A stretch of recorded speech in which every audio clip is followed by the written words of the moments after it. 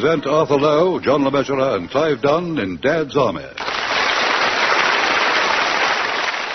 The Armoured Might of Lance Corporal Jones, featuring John Lorre and James Beck, with this week's guests Bill Pertwee, Pearl Hackney, and Richard Davis.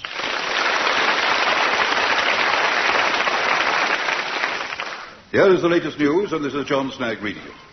As Nazi aggression continues, the Hun is prepared to stop at nothing in his relentless determination to become the master of Europe. Even the use of nerve gas is not beneath him. Ever alert to these eventualities, Captain Mannering, commander of the Wilmington-on-Sea Home Guard platoon, is briefing his men on the hazards of gas warfare. They are all wearing gas masks. Now, the gases that you will have to contend with are mustard, 13 DM, and chlorine. And that concludes my lecture on the various types of gases that the enemy will be liable to use. Anything worrying you? You listen to speak, sir. What did he say was? I couldn't quite catch it, sir. I can't understand a word you're saying. Take that gas mask off. Better. I said I couldn't quite catch it, sir. I don't want to know what you said. I want to know what Jones said. Ask him. All right, sir. Jones, Captain Mannering wants to know what you said. I said permission to speak, Sergeant. Thank you. He wants permission to speak, sir. Well, of course he's got permission to speak. Ask him what he wants to say. What do you want to say, Jones? I can't hear a word he's saying. He said he couldn't hear a word that you've been saying, sir. You mean to say that he's never heard a word of that lecture I gave? Well, did the rest of you hear?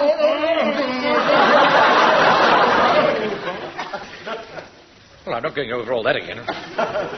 All right, remove your respirators and put them away. We'll continue this lecture tomorrow.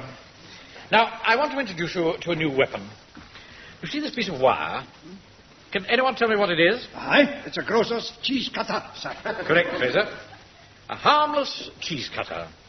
But properly applied, it can become a deadly weapon. Now, I'll tell you the story of how I got the idea for using this as a weapon. Excuse me, sir. Is this going to be a long story? Why? I was wondering if the men should stand easy. Oh, yes, very well. All right, then. All right, stand easy. All right, sir. You can carry on now. Oh, thank you. Now, this is an example of improvisation at its best. A few days ago, I went to get the week's rations for my wife and myself from the grocer's. As he cut off our meagre ration of cheese, I thought, why am I getting such a little piece? And as the wire cut through the cheese, it turned from a lovely yellow cheddar to a nasty white Limburger. And as it dropped off the cutting board on the marble slab, it then turned into the head of a Nazi paratrooper. That's it, I thought. Just the thing for dealing with the enemy's sentries. Creep up behind him, then you lob the wire around his neck, like so, and pull it tight. Result, instant decapitation. He doesn't even know what's happened. Not until he nods his head. What did you say, Wolf? I said he'd be better off in bed, sir. He would indeed. So, it's round the neck, pull tight, instant decapitation. Excuse me, sir. What is it, Jones? Permission to be sick, sir. Yes, carry on. That's not like an old campaigner like Jones. Ah, he's all talk. He's got no stomach when it comes to the real thing. I can't understand his feeling sick just because I mentioned decapitation. It's not that, sir. He just doesn't like cheese. Now, pay attention, men. I've just received a communication from GHQ saying that there is not enough cooperation between the ARP and the Home Guard, and that in future we must both work together for the common cause. I'm sorry about that, sir. I don't know what came over me. Feeling better now, Jones? Yes, thank you, sir. Good. GHQ also says that the Chief Warden will be calling on us tonight to discuss various means of cooperation. By the way, who is the Chief Warden, Wilson? Oh, it's a terribly common man, you know, Mr. Hodges. You know, he banks with us. Hodges? Well, how can they make him Chief Warden? Man's a greengrocer. Yes, that's right, sir, yes. He's the one with the dirty fingernails. How do you know he's got dirty fingernails? Well, I can see them every time he pushes his takings under the grill. He keeps the shop next to me, sir, and ever since he's been made Chief Warden, there's been no hold in the man. You're right, Fraser. He's become drunk with power. It's a nasty bit of work here, sir. You want to put your foot down. Otherwise, before you know where you are, he'll be taking over from you. I'd like to see him try. Now then, who's in charge here? You know perfectly well who's in charge here, Mr. Hodges. Can't you see the pips on my shoulder? Oh, Oh, it's Mr. Mannering, the bank manager. It's Captain Mannering, and this is Sergeant Wilson. How do you do? As far as I'm concerned, you're still the bank manager and Wilson's your chief clerk. I can't forget his face. Every time I go into the bank with my takings, he gives me a dirty look. That matches his nails. Walk up. What did he say? Nothing. Oh, yes. You want to keep those blokes in line, Mannering. Do you mind not prodding me like that? I'll do more than prod if I get any more smart remarks. Now, I've had instructions that we're supposed to cooperate, so I'll just tell you once. I want this all every Wednesday evening for ARP lectures. Got it? I'm afraid that's quite out of the question. What are you talking about? I have a parade here every Wednesday evening. That's your hard luck, mate. I have a long-standing arrangement with the vicar. What goes on between you and the vicar is entirely your affair. How dare. All I know is I want this all every Wednesday. Got it? Has no one ever told you that it's rude to point? Just to make sure you get the point, that's all. Every Wednesday, right? I get the all, right? You're absolutely right, Wilson. His fingernails are filthy.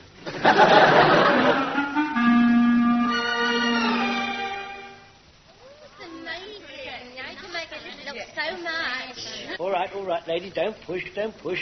Ah, good morning, Mrs. Leonard. Morning, Mr. Jones. Now, what can I have? Well, let's have a look at your ration books. Ah, well, you haven't got very much here, have you, Mrs. Leonard? You sure you're looking at them properly? Well, no, my eyesight's not too good, Mrs. Leonard, but I can see you only got a shilling's worth left on each book.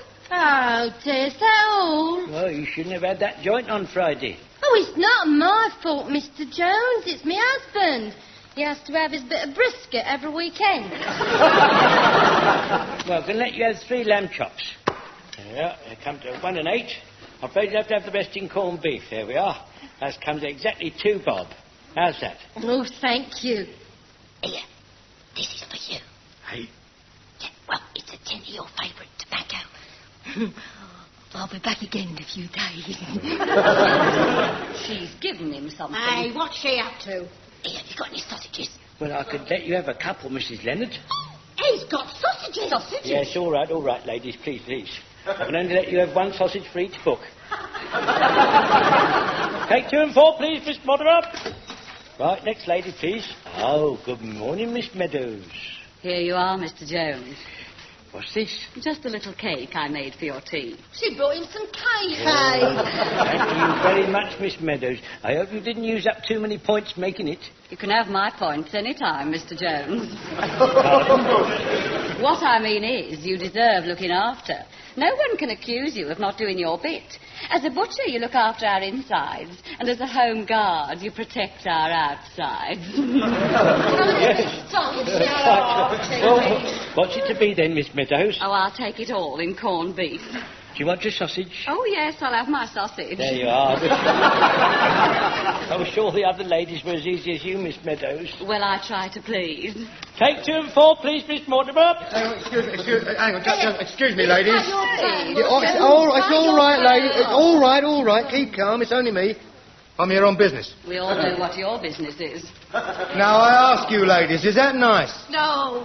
Come on now. What is it, Walker? Look, I want to talk to you, Jonesy. It's urgent and private. Oh, well, I'll take you somewhere private. Come on, then. Look after the shop for a minute, Miss Mortimer. All right, Mr. Jones. This way, Joe. Come on. Blimey, what do you want to bring us in here for? It's freezing. Well, it's a cold storage. It's the only place we can't be overheard in. Yeah, listen, Jonesy. Have you still got that old delivery van of yours? Yeah. Does it go? Of course it does. I just can't get any petrol for it. Yeah, look, I've got an idea. Why don't you offer it to Captain Mannering as platoon transport? It's a butcher's van. Yeah, well, you'd have to do it up a bit first. It's been in my family for years, that van. I don't think I'd like it knocked about. Anyway, why are you suddenly so interested in it? Why? Well, it's like this, you see. Why do you have to have this place so cold? You've only got one frozen rabbit in here. It's regulations, isn't it? No, listen. If you let them use your van, they'll have to give you the petrol coupons for it. I thought you could get petrol. I can get petrol. It's the coupons. They're worth 10 bob each. Well, it sounds a bit dodgy to me. Look, don't worry. Leave it to me. Come on, let's get out of here. It's a good job we're not brass monkeys. We'd be in need of a welding job.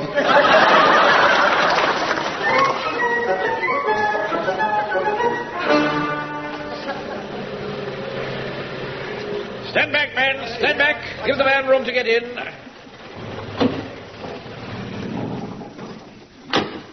There we are, sir. What do you think of her? Oh, absolutely first class, Jones. This must be a proud moment for you. That is, sir. Listen, men. Corporal Jones and Private Walker have worked on this vehicle non-stop for the past 3 days. And now Corporal Jones will show us the result of all their hard work. But before we start, sir, I am the official driver, aren't I? I mean, that's all right with you, isn't it, Captain? Oh, yes, of course it is, Jones. Excuse me, sir. Do you think that's wise? Of course it's wise. We've got to let him drive it. His van. Well, I'm not too keen on the idea, sir. You're never too keen on anything, are you? Right, Jones, carry on. Right, thank you, sir. Now, if you all come round the back of the van, I shall explain. Open the doors, Joe. Here's the keys. So, right. Here we are. Now then, this is an all-purpose vehicle. Firstly, it can be used as an armoured car. If you look inside, you'll observe the sandbags stacked along the side. That makes it bulletproof. It can also be used as an ambulance. You'll observe we have put racks in for the stretchers. And lastly, but not leastly, as a troop transport, in which case you sit on a floor, which you will observe I have covered with marble slabs. Hey, I'm not sitting on those, Captain Mannering. My doctor says it's very bad for eating certain cold things. What are those marble slabs for, Jones? Well, at my shop, sir, I put them on the floor in case we go over landmines. It's protection, you see, sir. Now, pay attention, everybody. What we've got to do is to work out a drill so that the whole platoon can embark and disembark. Excuse me, sir. Yes, Wilson? I've already done that, sir. You what? Perhaps you'd like to see it in action. I certainly would, Wilson. All right, sir, right. Right, first section, line up at the rear of the van. Steps in position, Walker. Yeah, all ready, Sarge. Hurry up, then. All right, prepare to mount transport. Right. Up the steps, 2, 3. Into the van, 2, 3. Right, men. Take up your attack positions. Right, yeah. Now, sir, I want you, if you will, I want you to imagine that the vehicle is going along the road. In that case, I'd better be driving it then, Sergeant. All right, very well, Jones. Right, I'll go and pretend to go and start up the engine. All right. Right. Right,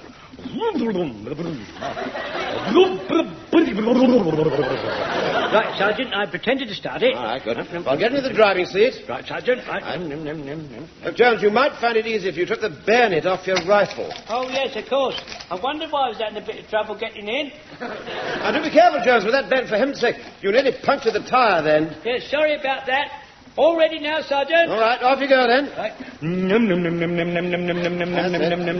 sir, the men are inside, and the vehicle is moving along the road. Yes, I rather gathered that. Yes. Now, sir, watch those little porthole covers on the side of the van. Right. Enemy on the left, range 100 yards, 3 rounds, rapid fire. Gun ports open, 2, 3. Rifles out, 2, 3. Bang!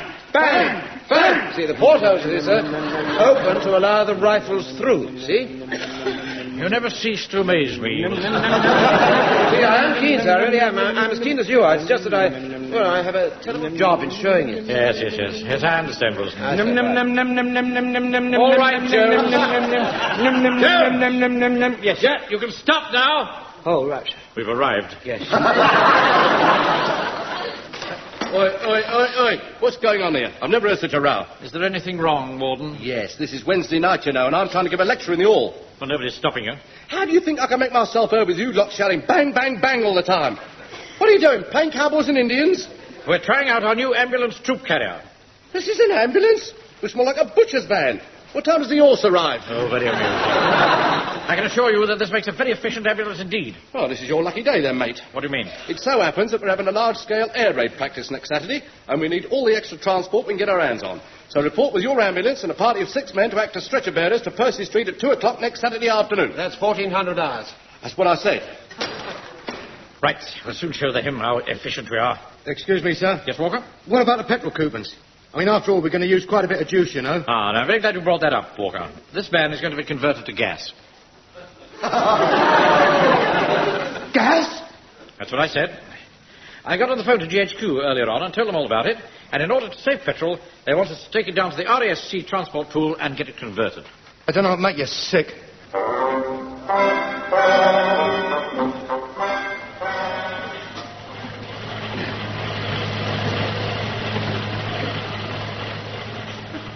got a good idea, Jonesy, you said.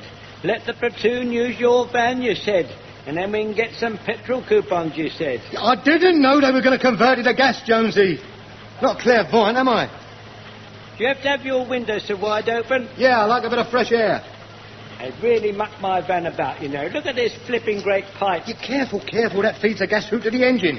I know, but look where they put it. They put it right behind my seat. I can hardly sit properly. And you better not go waving your bayonet about. You cut that pipe, we're in trouble.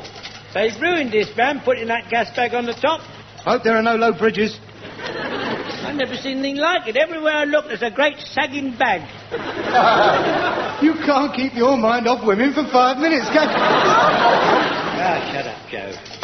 Oh, blimey, your ruddy rifle. That's the third time it's nearly cut my ear off. You're bayonet mad, that's what you are, mate. What do you want to keep a bayonet on it for anyway? It's dangerous. Why can't you keep it over your side? All right, then give it here. I'll shove it up behind the seat. There we are. Well, now, look what you're doing. Oh, blimey. You nearly had us in the ditch then. Keep your hands on the wheel. I can't do two things at once, can I? Just keep your eyes on the road and your hands on the wheel. And your ruddy bayonet, you'll be the death of me. What's the matter with you? I don't know, I feel all light-headed. That's nothing new. What are you laughing at? I dreamt I dwelt in marble halls with a little hot oil and a feather.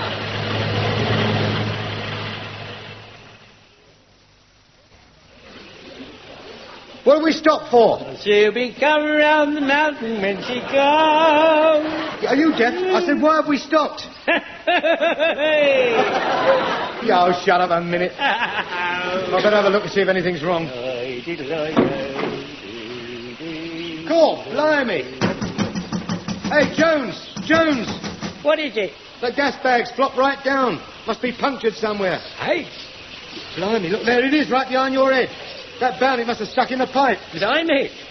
I thought your driving was a bit more erratic than usual. You've been breathing the gas in. I could have been a six. It's got a big hole, isn't it? We'd better do something. What? I don't know. Do what that little Belgian boy did in Brussels. What, here? No, quick, stick your finger in the hole. You're thinking of the Dutch boy in the dam, you silly old duffer. Look, I can't sit here with my finger stuck in this hole. You have a look in the first aid box. See if there's any sticking plaster. All right. No, too small. Well, shove a field dressing round it then. Good idea. Yeah, hurry up. All right. Here we are. Now then. There, that should do it. Come on, Joe, get in. Right.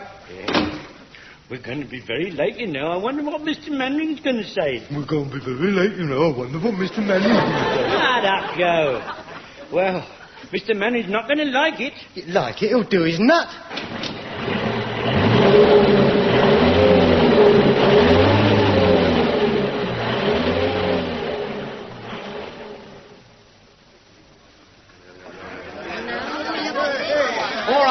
All right, ladies, stand back. All right, stand back. It's nothing to see. Here, when are your men going to get here with that ambulance, Mannering? They'll be here any minute now, Warden. They better be. I've got all these volunteer casualties lying around and nothing to carry them away in. Wilson, this really is most embarrassing. Where is Jones with that van? He's run out of petrol. Not using petrol. It's been converted to gas. Oh, yes, of course, yes, sir. If this is a taste of your efficiency, I don't think much of it. Now, come along, you lot. Now, look, I told you to stand back. Arthur? Hello, Mavis. What are you doing here? I've been looking everywhere for you, Arthur. You forgot to give me my housekeeping money. Mavis, please. Can't you see we're busy? Oh, I can't help that, Arthur. I've got my shopping to do. Right, missus, lie down on the pavement beside that old man. I should do no such thing. You're one of the volunteer casualties, aren't you? No, I'm not. Well, in that case, stand back out the way. Come on. Look here. This lady's talking to me and will not stand back until she's finished. Do you understand? Oh, ruddy amateurs. Well done, Wilson. Will £2 be enough, Mavis? Oh, yes, of course. Thank you, Arthur. Oh, you know, he's a wonderful man, Mr. Mannering. See you later, then. Wilson. Yes, sir. I do feel you should confine your domestic affairs to off-duty hours.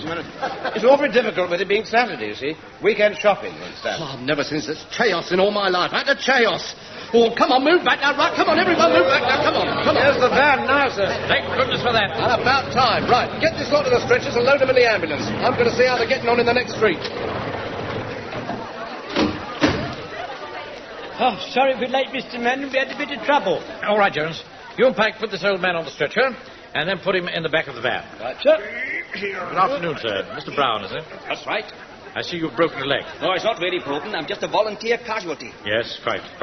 Never had a day's illness in my life, actually. Always kept myself fit. Well, you're in very good hands here. Right, Pike, Jones, lift Mr. Brown up. Very good, sir. For goodness sake, lift your end, Jones, you little old man. He's not as old as I am, sir. Oh, Fraser, take over. I will, sir. Right. We've got him. Right, now bring him round to the back of the van. Well, that's it. Open the back doors, Jones. Yes, sir. Oh, dear. I'm afraid it's locked, sir. What? Who locked it? I did, sir. What on earth for? Well, I didn't want anyone touching my marbles. Unlock it at once. I can't, sir. I haven't got the key. Oh, for goodness sake, there's no end to all this. Where is the key? It's back in my shop, sir. Well, go and get it at once. Yeah. Take that bike there. Yeah, very good, sir. Off you go, Jones. Right, make way there, please. Here, Make way. if I may make a suggestion, sir. Yes, sir. There's a wee door at the back of the car behind the driving seat. We could get him into the van through there, sir. That's a good idea. Mr. Brown, a bit of a technical hitch here. We're going to take you round to the front of the van. Nothing to be alarmed about. Oh, you carry on. I've every confidence in you. Thank you. Right, pick him up. Right, sir. Come on, Godfrey. You too, Wilson. Take the stretcher case round to the front. Yes, sir. Open the passenger door, Wilson. Right, sir. Walker, what are you doing in there? Well, there was so much going on out there, I thought I'd better keep out of the way. No room for work shies here. You can jolly well give us a hand. Okay, Gov. Now then, we'll put Mr. Brown in feet first. Right, lift him up. Come on, Godfrey. Wilson, that's it. Now then, push. Now look, you'll have to bend his legs round. Go on, bend them round. I don't think they'll bend that way. Oh.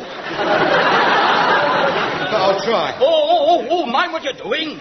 Yeah, I told you they wouldn't bend, Mr. Mannering. Oh. Yeah, you all right, mate? Oh, I think I've damaged something. What the hell are you lot up to? I think we've put his leg out of joint, Mr. Mannering. Try not to laugh, mate. Won't hurt so much then. Oh, it's not funny, you know. Here, Mannering, did you tell Jones to take that bike? Yes, Warden, I did. Well, it's mine. Ruddy liberty. You can't go around taking private property willy-nilly. Oh, never mind that now. We're supposed to be in the middle of an emergency. Anything you touch becomes an emergency, mate. Come on, Pike. Fraser, push. Bend him round, Walker. I told you he won't bend anymore. I'm not made of rubber, you know. What's going on? What's going on? Blimey, what are you doing to that poor bloke in there? You mind your own business. Wait. This obviously isn't going to work. Get him out again. Come on, Wilson, Godfrey, lift him up. Wait a minute. No. You'll have to go down. That's it. I've never seen anything like it. You're a bunch of raving lunatics. Do you mind leaving this to me, Warden? Come on, Pike. Godfrey, pull! Hold on. He's got his foot caught in the steering wheel. Well, now, really, Mr. Brown, I must ask you to cooperate. Well, it's not my fault. It's you idiots. Walker, pull his foot out. Yeah, righto. Yeah, here you are, mate. Twist yourself to the left. Oh. Yeah, no, not that left. The other left. Oh. Right, now I'll pull. My leg. Yeah, mate, I hope your license to drive this. Just get my foot out, will you? Oh, I wish I'd never volunteered to be a casualty. Well, it gets you out of the house, doesn't it? Right, take it easy. That's got it. Oh, the pain. Right, stand back, Fraser. Godfrey, I'll handle this.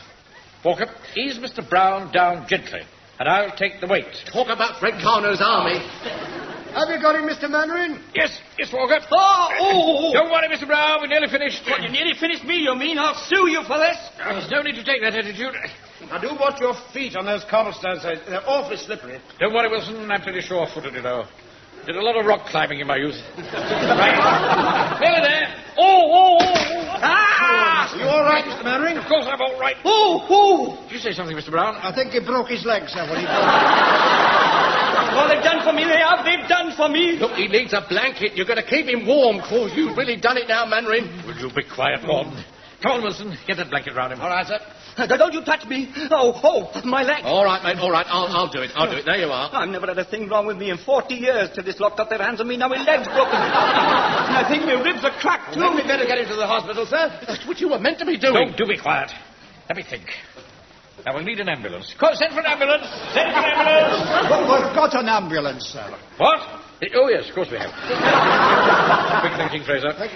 What's happening, Arthur? Mavis, I thought you'd gone. No, I stayed to watch for a bit. Oh,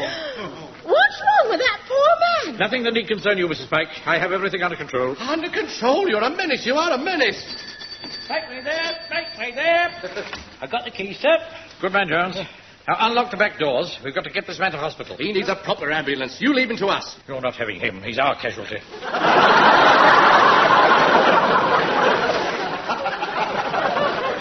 If it wasn't for you, we wouldn't be a casualty. Exactly. That proves my point. Anyway, we had him first. Look. No, you didn't. I gave him to you, so you hand him over to me at once. Okay. Remove your hands from my stretcher immediately. That's our stretcher. All right. You can have the stretcher. We'll take the patient. Right, man, get him off the stretcher and get him into the van. No, you leave me alone, do you hear, all of you? Don't you come near me. I was perfectly all right until you lot came along. You're mad. And you were locking up, the lot of you. You're all mad, do you hear me? Stark, raving, staring mad.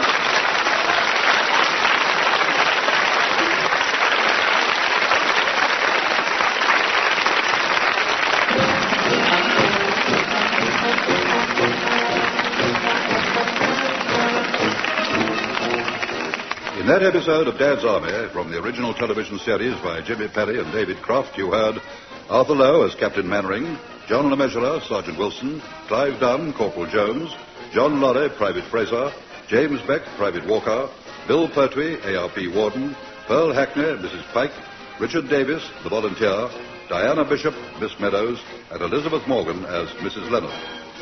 The Armoured Might of Lance Corporal Jones was adapted for radio by Michael Knowles and Harold Snoad and produced by John Dias.